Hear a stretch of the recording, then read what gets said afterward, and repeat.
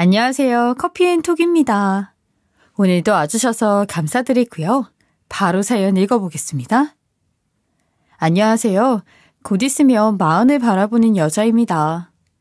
저는 오디션 프로그램들이 붐을 일으켰을 적에 그런 방송들을 보는 재미로 살아가던 시절이 있었는데요. 엎치락 뒤치락하는 출연자들을 보면서 수많은 희노애락을 함께 느끼곤 했었어요. 마치 우리네 살아가는 인생 같다는 생각이 들었거든요. 제 인생도 참 다양한 일들이 많았는데 그동안 살아온 시간들을 정리할 겸 한번 적어내려가 봅니다. 저는 무남동녀 외동딸로 자란 사람이에요. 집에서 하나밖에 없는 귀한 딸이다 보니까 정말 많은 사랑을 받으면서 자랄 수 있었어요. 다른 사람들이 보면 구김살 없는 귀한 딸의 모습이었죠. 그러다 초등학교 때 아버지가 일찍 돌아가시게 되면서 엄마와 둘이서 살아야 했어요. 병원에서 간호사로 일하시는 엄마 덕에 저 또한 병원에서 일하는 것을 꿈꾸게 되었고 결국 물리치료사가 되었어요. 아픈 사람들을 돌보고 그들에게 도움을 줄 수 있다는 사실만으로도 뿌듯했답니다.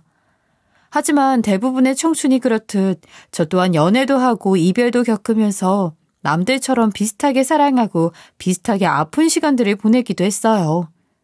한 번은 만나던 남자친구와 헤어지면서 마음속에 큰 짐을 내려놓지 못하고 힘들어하던 때도 있었는데요.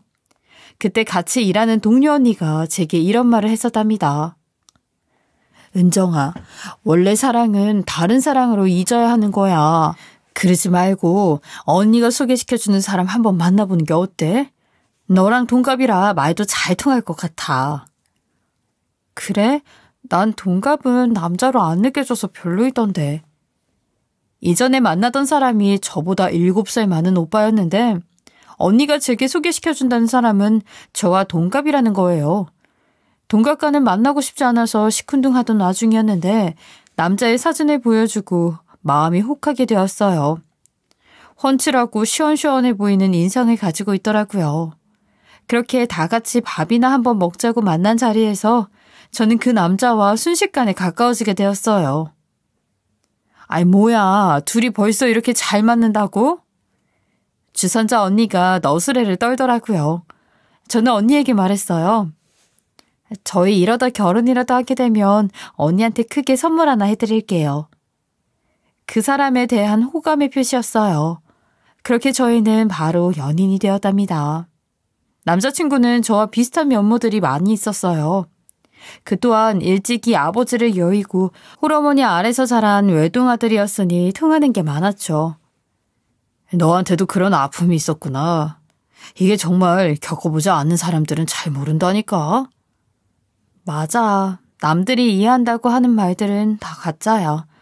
우리처럼 직접 겪어본 게 아니면 절대 그 감정들은 알 수가 없는데 말이야.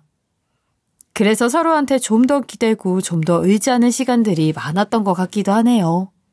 그렇게 2년간 알콩달콩 예쁜 시간들을 많이 만들면서 지내게 되었답니다. 그 시간들을 함께하면서 서로 평생을 약속하게 되었어요. 우리 내년에 결혼하는 게 어때? 지금 나한테 청혼하는 거야? 그냥 어차피 우리 둘이 할 거니까 하루라도 빨리 하고 싶어서 그렇지. 남자친구는 제게 은근슬쩍 결혼 이야기를 꺼내는 겁니다. 저 또한 남자친구와 결혼을 할 생각을 가지고 있었기 때문에 그 말이 반갑게 들렸어요.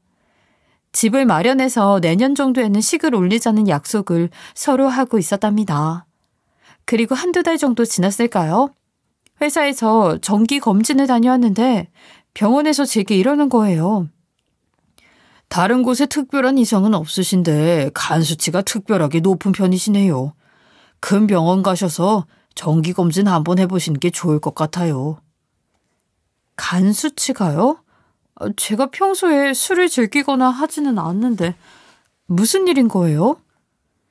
간 수치가 높아지는 이유는 다양해서 뭐라 명확하게 말씀드리기가 어려워요. 병원에 가서 정밀 검진을 한번 받아봐야 할 것 같아요. 간 수치는 술을 즐기는 분들이나 안 좋은 건 줄 알았는데 순간 겁이 나더라고요. 저는 그 다음 주에 큰 병원에 가서 정밀 검진을 받아봤어요. 의사 선생님의 결과를 기다리고 있던 그 순간이 얼마나 떨리는지 들고 있던 종이가 달달 떨리더라고요. 그리고 선생님께서 입을 여셨는데 그 입에서는 간암이라는 말을 하는 거예요. 그때 제 나이 너무나도 꽃같은 27살이었어요. 순간 이 사실이 믿기지가 않았어요. 내가 꿈을 꾸고 있는 건 아닐까 하는 생각이 들었죠. 어쩜 제 인생에 이렇게 큰 시련이 올 수 있는 걸까 하는 생각에 극단적인 선택을 하려 했던 순간도 있었답니다. 하지만 병으로 아빠를 먼저 떠나보낸 경험이 있는 엄마를 위해서라도 그럴 수 없었어요. 남아있는 엄마는 얼마나 슬프고 힘들겠어요. 엄마를 생각해서 좀 더 이를 악물고 버텨내야겠다는 마음이 있었답니다. 이후 진행되는 치료들은 쉽지 않았어요. 항암 치료에 따른 부작용들을 감내해야 했고 죽을 것 같은 순간들을 넘기기도 했었답니다. 시간이 흐르면 흐를수록 건강에 대한 갈망이 커져만 갔고 어떻게 해서든 살아내고 싶었어요. 그 마음 하나로 그렇게 악착같이 힘든 치료들을 버텨냈어요. 힘든 시간들을 견디게 해준 것은 한결같던 저의 남자친구 덕분이었답니다. 저희는 결혼을 하기로 했지만 저의 건강 상태로 인해 무기한 연기가 되어버리고 말았죠. 괜히 남자친구에게 이런 나와 헤어지고 다른 사람을 만나라는 말을 하기도 했었답니다. 뭐 한다고 내 옆에 있는 거야. 그냥 다른 사람 만나서 행복하게 살면 될 거 아니야. 제가 이런 모진 말을 해도 한결같이 제 옆에 있어준 사람이었죠. 남자친구는 제가 치료를 받는 동안 정말 살뜰하게 보살펴 주었어요. 이번 치료 잘 넘어가면 우리 내년엔 결혼하자. 언제까지 나 이렇게 둘 거야? 빨리 나와서 결혼해야지. 너한테 내가 미안한 마음밖에 없어. 정말 미안해. 네가 왜 미안해? 그런 마음 가질 것 없어. 지금 너무 잘하고 있기도 하고. 치료를 받는 동안 남자친구가 옆에 없었다면 아마 견딜 수 없었을 거예요. 치료를 시작한 지 3년이 지났고 3년간 진행된 항암 치료에 결국 세포들도 100기를 들었고 저는 치료를 종결할 수 있었어요. 꿈만 같았죠.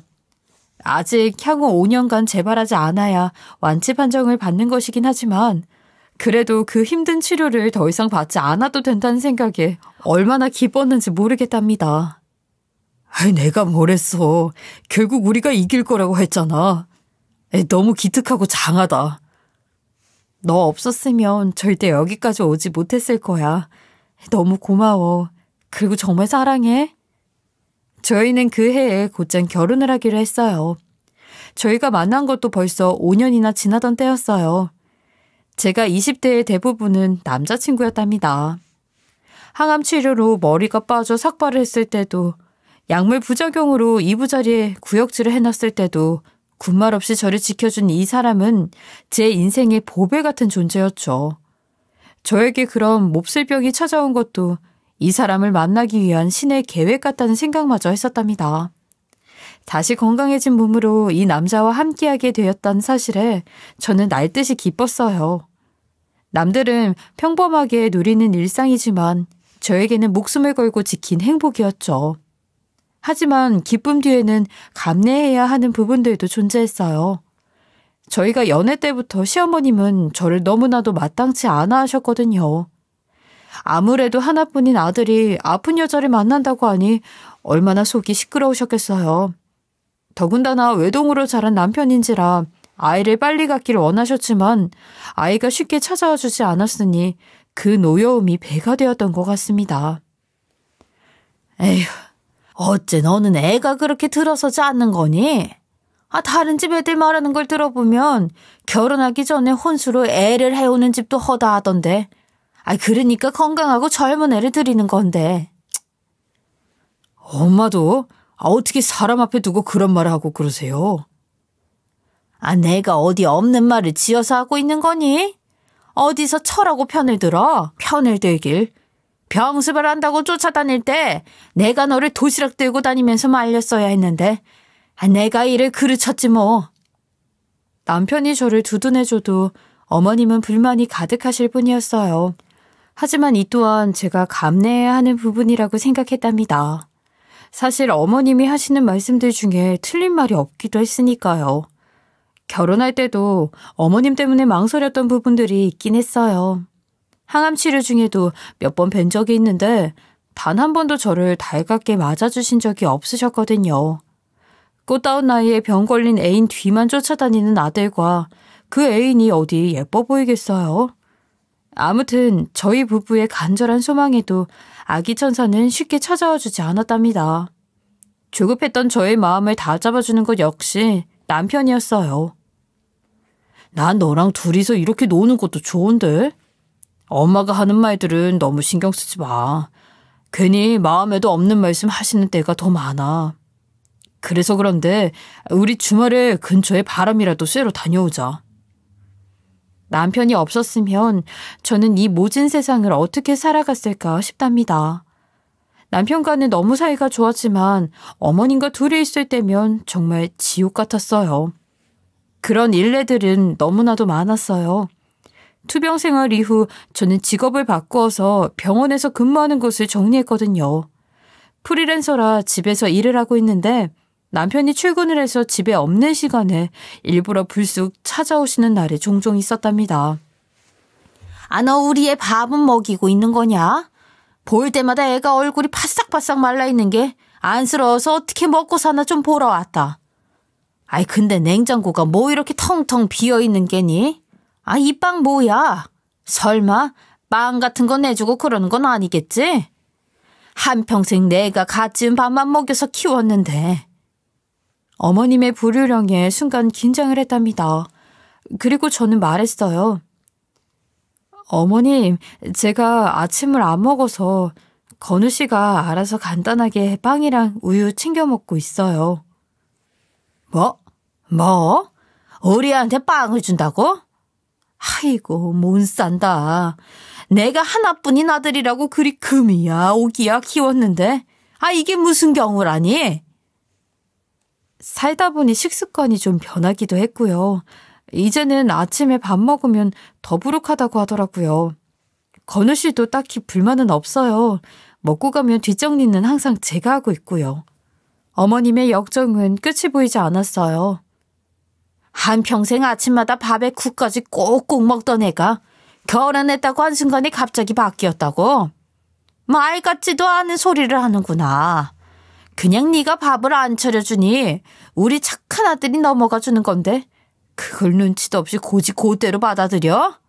아이고, 답답해. 그건 그렇고 근데 너 시애미 앞에서 말끝마다 건우씨 해야겠니? 아무리 동갑이라지만 연애할 때면 몰라도 결혼했으면 어디 하늘 같은 남편 이름을 그렇게 막 불러? 집에서 그런 것도 안 배웠다니? 그게 죄송합니다. 대체 어디서부터 알려줘야 하는 거라니? 이래서 집안을 잘 봐야 하는 건데. 아유, 머리야. 저희 부부는 동갑이다 보니 결혼을 해서도 이름을 부르는 게 자연스러웠지만 어머님 앞에서 호되게 혼이 난 이후 자연스레 호칭을 바꾸게 되었어요. 저희 엄마는 사위가 제 이름을 불러도 아무런 말씀을 하지 않으셨는데 억울한 생각이 들기도 했었답니다. 그 이후로 어머님은 사사건건 제가 하는 것에 대해서는 마음에 들어하지 않으셨지만 그래도 좋은 모습을 보여드리기 위해 제 나름대로 애를 썼어요. 하지만 어머님의 태도는 그렇게 썩 달라지는 구석이 없었답니다. 그렇게 5년 정도 시간이 지났을 때였어요. 저희는 노력에도 불구하고 여전히 아이 없이 지내고 있었고 시험관을 계획하고 있었답니다. 그런데 하루는 남편이 혼자 시댁에 다녀와서 분에 못 이겨 씩씩거리는 거예요. 무슨 일이 있었는지 의아했어요. 저는 남편에게 물었어요. 여보, 왜 그래? 어머님한테 혼나기라도 한 거야? 그런데 남편이 하는 말에 저는 너무 놀라버렸어요. 글쎄, 엄마 정말 해도 너무한 것 같아. 당신한테 이런 말을 해도 될지 모르겠지만 글쎄, 나한테 다른 여자를 만나보라고 소개시켜준다고 하는 거야. 저는 남편의 말에 너무 놀라서 기함을 했어요. 뭐? 아니, 내가 버젓이 살아있는데 그게 말이나 돼? 정말 나도 내 엄마이지만 어쩜 저러시는지 도저히 모르겠어. 근데 내가 그 사람을 만날 일은 절대 없을 거니까 걱정하지 않아도 돼. 남편에 대한 믿음이야 확고했다 보니 걱정될 부분이 전혀 없었지만 어머님의 행동에 저는 너무 놀라고 정이 떨어지더라고요. 근데 그 사건이 저한테는 생각보다 너무 큰 충격이었나 봐요. 저는 결국 어머님한테 가서 한마디 하고 말았답니다. 어머님, 그 이한테 이야기 전해 들었어요. 아무리 제가 마음에 들지 않으신다고 해도 그렇지. 어떻게 제가 이렇게 눈 시퍼렇게 뜨고 살아있는데 새 여자를 만나라는 소리를 하실 수가 있으세요? 아니 대뜸 찾아와서는 시애미한테 큰 소리를 떵떵거리고 치는 게냐? 그래, 내가 내 새끼 저렇게 사는 게 불쌍해서 그랬다. 너 하나 때문에 우리 집안이 대가 끊기게 생겼는데 내가 너를 곱게 볼 요량이 있겠냐? 어디 건강도 시원찮은 게 우리 집에 들어와서는. 제가 한마디 했다고 제 상처를 꾹꾹 찌르는 말을 하는 거예요. 더 이상 대화를 해봤자 소용이 없겠다 싶어서 저는 그만뒀어요. 그리고 그 이후 시댁에는 거의 발길을 끊고 살았답니다.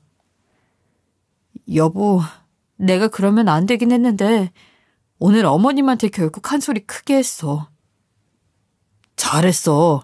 아무리 생각해도 그건 정말 아니잖아. 엄마도 참 뭐에 씌어도 단단히 씌인 게 확실해. 남편 또한 제 편에 서서 이야기를 해줬답니다. 그 이후 기쁜 일도 있었는데 저는 치료 종결 5년이 지나면서 완치 판정을 받게 됐어요. 그때의 기쁨은 말로 표현하기가 힘드네요. 결국 우리한테 이런 시간이 허락되는구나. 정말 너무 기뻐요, 여보. 그래, 이렇게 잘 될 거였는데 그때는 우리 둘 다 참 무서웠지. 너무 수고했어, 여보. 앞으로 딱 지금만큼만 지내자. 저희는 늦은 시간까지 함께 눈물을 흘리면서 이 시간을 즐겼답니다. 그 이후 남편과 함께 시험관을 시작하게 됐어요. 사실 그 전에 시험관을 하고 싶었지만 남편은 완치 판정을 받은 이후에 해도 늦지 않는다면서 조급한 저를 달래줬었죠. 참 고마운 사람이에요. 시험관 역시 쉽지는 않았어요. 첫 술에 배부를 수 없다는 마음으로 조금씩 시도를 한 끝에 감사하게도 1년 만에 임신에 성공하게 되었답니다. 그 순간의 기쁨은 지금도 잊혀지지가 않아요. 누구보다 기뻐했던 건 남편이었답니다. 내가 정말 아빠가 되는 거라고? 말도 안 돼. 나 정말 믿기지가 않아. 너무 축하하고 정말 고생 많았어. 여보, 나도 믿겨지지가 않아. 그동안 곁에 있어줘서 너무 고마워. 우리 이 아이 정말 잘 키워보자. 임신으로 더할 나위 없이 행복했지만 곧바로 고통의 시간들이 뒤따라왔어요. 저는 다른 산모들보다 아이를 품고 있는 10달 동안 고생을 꽤나 많이 한 편이었어요. 임신 기간 내내 거의 잘 자지 못하고 먹는 것도 한정적이다 보니 힘든 부분이 이만저만이 많았거든요. 그렇지만 그 순간들조차 감사하다고 생각될 뿐이었답니다. 그만큼 이 아이는 저와 남편에게 너무나도 소중한 존재였어요. 거의 막달을 향해 가고 있을 때였어요. 어머님께서 집으로 찾아오신 겁니다. 임신 소식도 남편을 통해서 전달했을 만큼 저와는 연락을 거의 아예 하고 있지 않았었는데 너무 깜짝 놀랐어요. 어머님, 어떻게 갑자기 오셨어요? 너 임신했다길래 진작에 와보고 싶었는데 이제야 오게 됐다. 그래, 아들이라니 딸이라니? 정말 몇 달 만에 연락도 없이 불쑥 찾아와서는 저에게 아들인지 딸인지를 대뜸 묻는 거예요. 황당했죠. 그게 병원에서는 알려줄 수 없다고 해서 아직 모르겠어요. 솔직하게 말을 했더니 제게 한 소리 하더라고요. 참나. 다른 임산부들은 미리미리 알아서 시애미들한테 알려준다는데 너도 참 유난이다.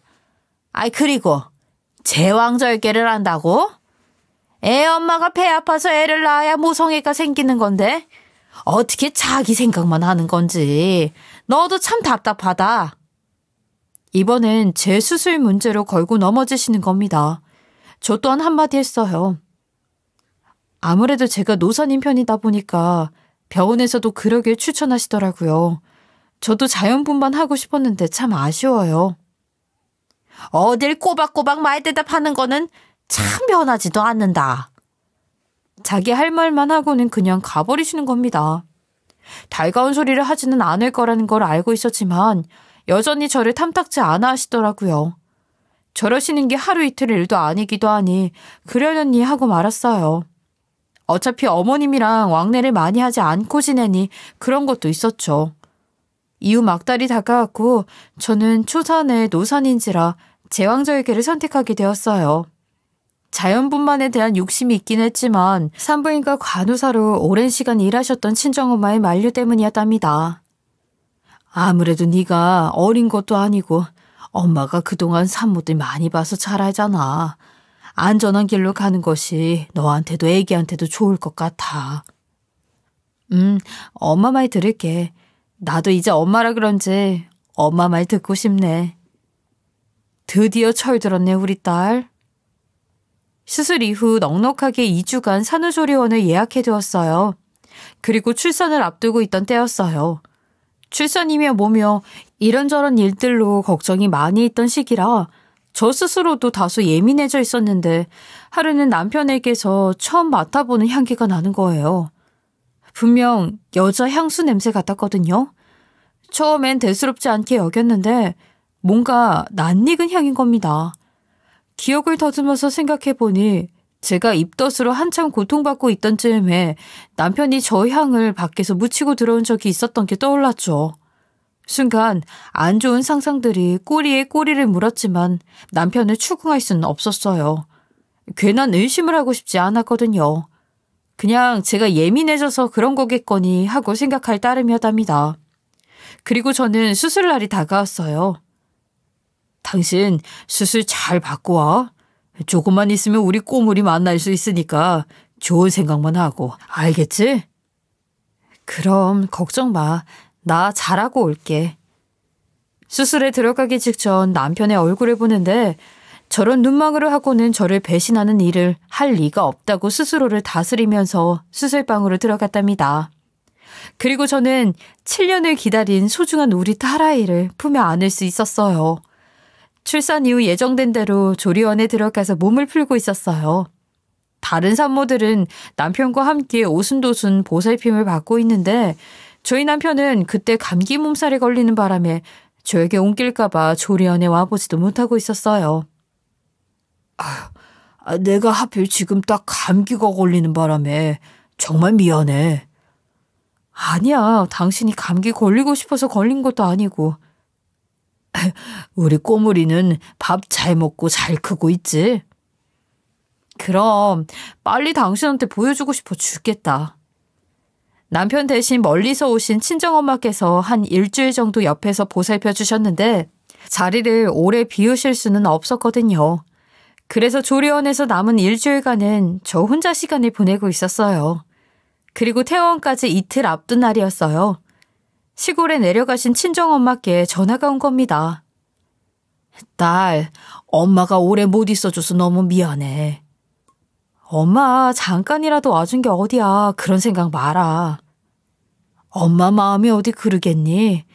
엄마 없어도 몸보심 한 번 했으면 해서 엄마가 너희 집으로 장어 좀 보냈어. 그거 김서방이랑 같이 먹으면서 몸 풀고 있어. 다음 달에 집으로 한번 갈게. 엄마는 저희 집으로 장어를 보내셨다는 거예요.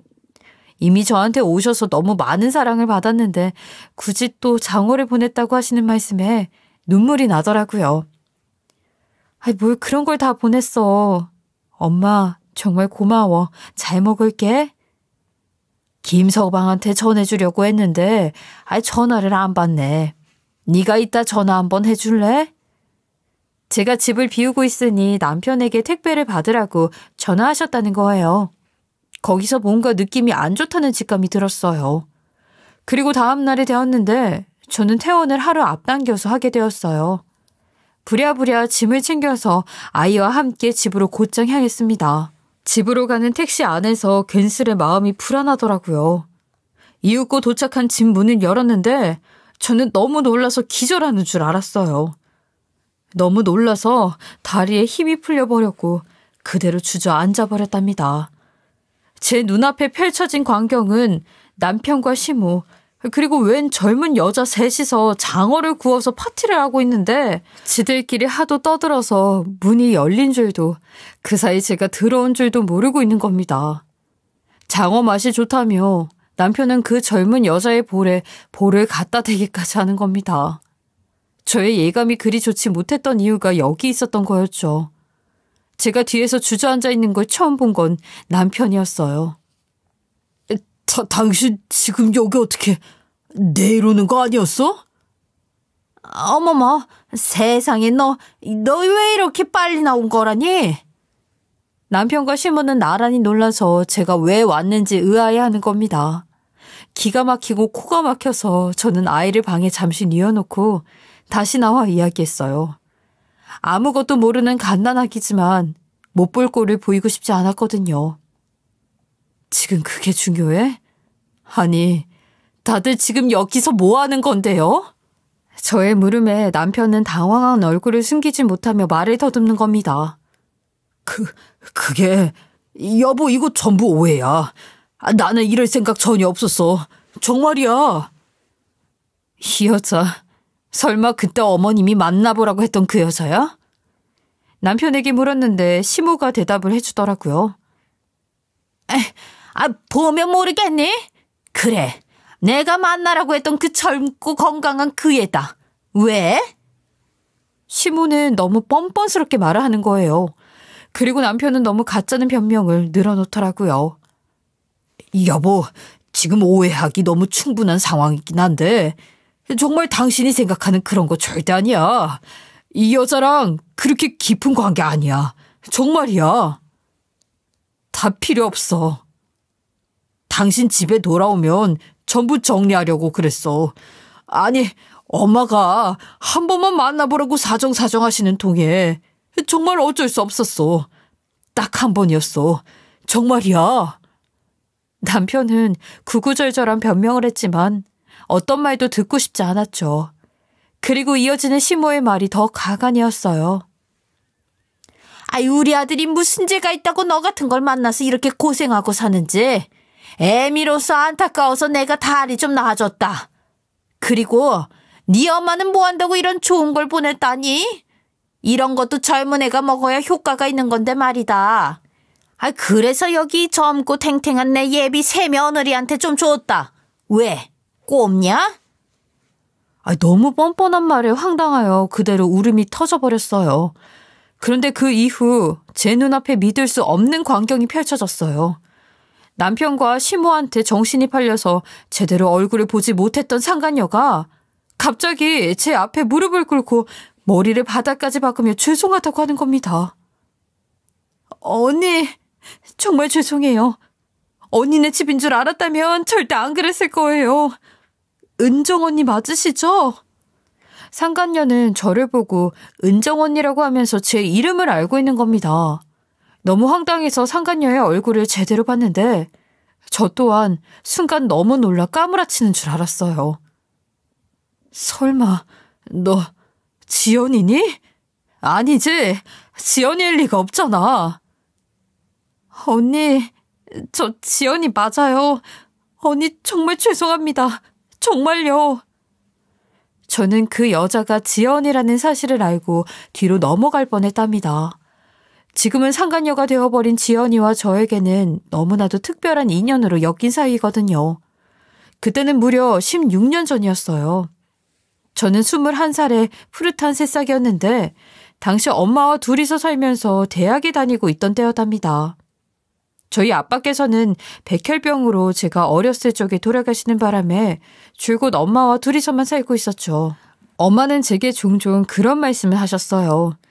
아빠께서는 골수 이식을 받기만 했다면 얼마든지 살 수 있었을 텐데 RH-A형이라는 전국에 몇 없는 특이 혈액형을 가진 탓에 적합자를 맞는 것이 쉽지 않아 먼 길을 떠나시게 되었죠. 저 또한 RH-A형이었지만 다른 조건들이 맞지를 않아서 아빠에게 이식할 수 없었답니다. 엄마는 항상 아빠의 사연을 가슴에 담아두고 내내 힘들어하셨어요. 저는 그 당시 초등학생 때였던지라 부모님이 겪으신 모든 일들을 지켜보았고 지금까지도 똑똑하게 기억하고 있어요. 그랬던 과거가 있는지라 저는 성인이 된 이후 백혈병 환우들에 대한 관심이 많은 편이었어요. 그로 인해 백혈병 환우들의 커뮤니티 사이트에 종종 들러서 응원글 같은 것들을 남기곤 했는데 어느 날 이런 글이 올라와 있는 겁니다. 12살 난 딸아이가 백혈병으로 투병 중인데 RH-0이라는 특이 혈액형으로 인해 골수이식을 받기 어려워서 생사를 오간다는 내용이었죠. 그 글을 보는데 순간 돌아가신 아빠 생각이 나는 거예요. 이 아이도 지금 누군가의 기증을 간절하게 기다리고 있겠구나. 아니면 내가 이 아이에게 새 생명을 줄 수 있는 단 한 사람일지도 모른다는 생각까지 다다르게 되었죠. 저는 아이 엄마에게 쪽지로 연락을 해서 만나게 되었고 그렇게 제가 기증에 적합한 사람인지 검사를 하게 되었어요. 검사 결과 저는 아이에게 기증을 할 수 있었고 그렇게 수술 날짜를 잡았답니다. 정말 고마워요. 제가 이 은혜를 어떻게 갚을 수 있을지 모르겠어요. 너무 막막한 마음에 글을 써본 거였는데 이렇게 적합자를 만나게 될 줄은 꿈에도 몰랐네요. 별 말씀을요. 제가 아이한테 도움을 줄 수 있다는 사실에 너무 감사의 따름이에요. 저는 수술 전 아이의 얼굴을 보았어요. 키도 작고 깡 마른 체구의 사랑스러운 아이였답니다.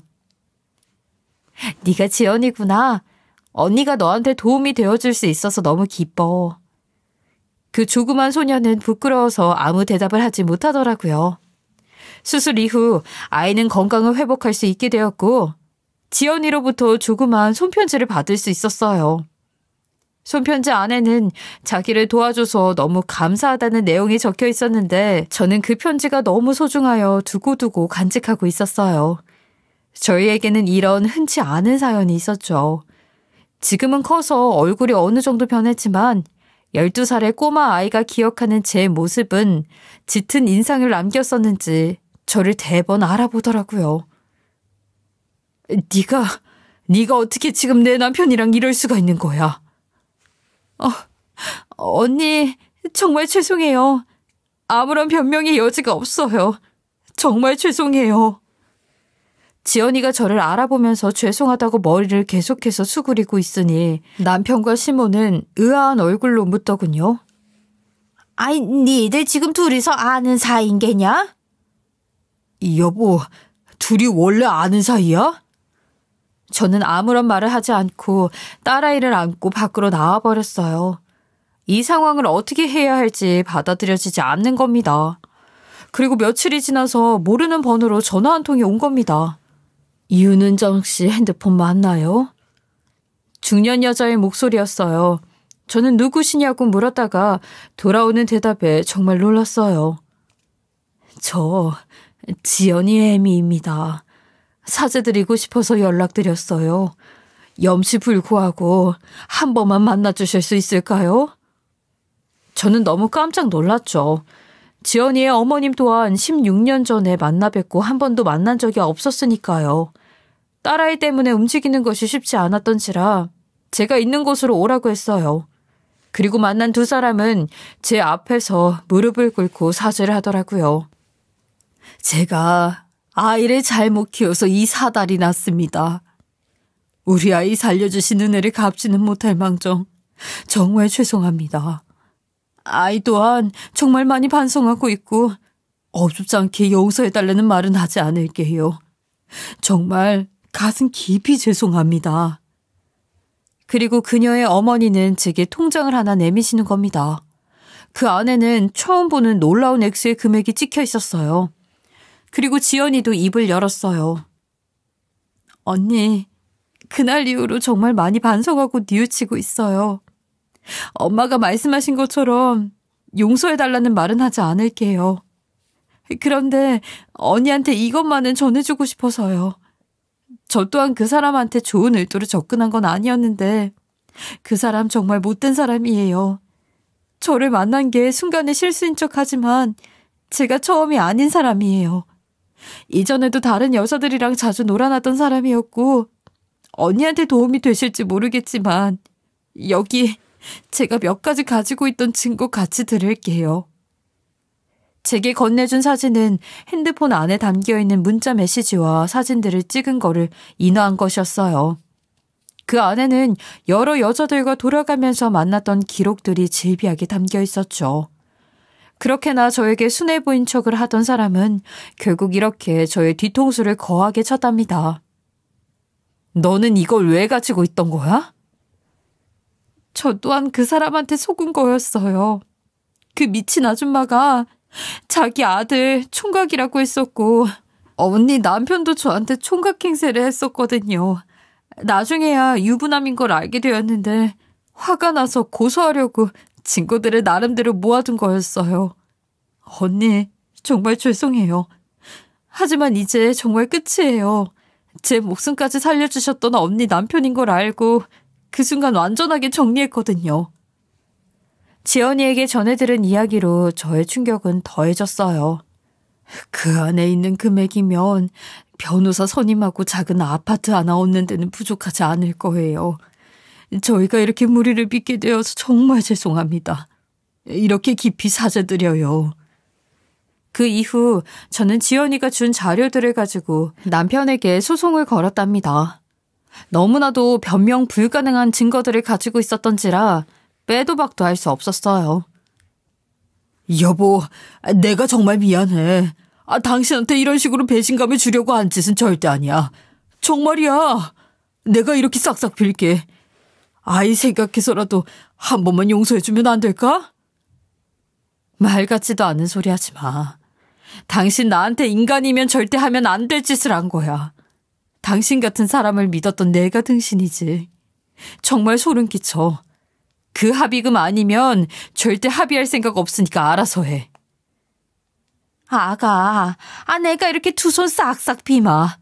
정말 미안하다. 나도 이 녀석이 이런 짓을 하고 다녔을 줄은 꿈에도 몰랐지 뭐니? 정말 이렇게 너한테 사과할게. 미안하다.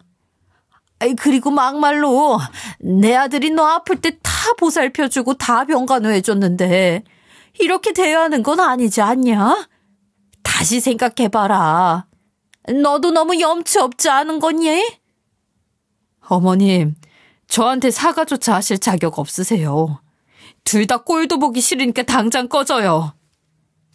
남편 놈은 결국 저에게 합의금을 주고 이혼을 할 수 있었어요. 이후 전 남편의 회사에서도 이 이야기가 소문이 나는 바람에 회사의 이미지에 꽤 큰 누를 끼쳤다는 이유로 권고사직을 당하게 되었답니다. 그리고 또 한 사람, 지연이까지 법적인 처분을 피해갈 수는 없었어요. 저에게 먼저 줬던 합의금이 있었지만 상간녀 소송은 걸었죠. 지연이에게 하면 안 될 짓을 하면 어떻게 되는지를 보여주고 싶은 마음이었어요. 이혼한 이후 저는 친정엄마의 댁으로 내려가서 그곳에서 엄마와 함께 작은 아파트에 딸아이까지 셋이 지내고 있어요. 사랑스러운 제 딸아이는 다행히도 저의 얼굴을 많이 닮았어요. 앞으로 커가면서 아빠가 왜 없는지 천천히 알려줘야 하지만 그래도 그런 인간을 아빠로 두지 않아도 돼서 얼마나 다행인지 모른답니다. 전 남편은 회사에서 잘리고 저에게 합의금을 마련해 주느라 근근히 먹고 산다고는 전해 들었어요. 더 처절하게 망했으면 좋겠지만 그건 하늘이 알아서 해결해 줄 일이라고 생각할 따름입니다. 돌이켜보면 저는 참 어릴 적부터 순탄하지 못한 인생을 살고 있는 것 같아요. 그리고 동시에 한치 앞을 알 수 없는 삶을 살아내기도 했고요. 제가 살려냈던 누군가는 저를 나락으로 몰고 갔고 또 그 사람이 저를 살리기도 했으니까요. 길고 짧은 것은 돼봐야 안다고 하는데 그 말은 딱 제 인생을 두고 하는 말 같네요. 이렇게 끝날 때까지 두 눈 시퍼렇게 뜨고 지켜봐야 하는 것이 인생 같다는 생각이 드는 요즘입니다. 깊어가는 가을날 제 이야기를 들어주셔서 감사합니다. 지금까지 커피앤톡이었습니다.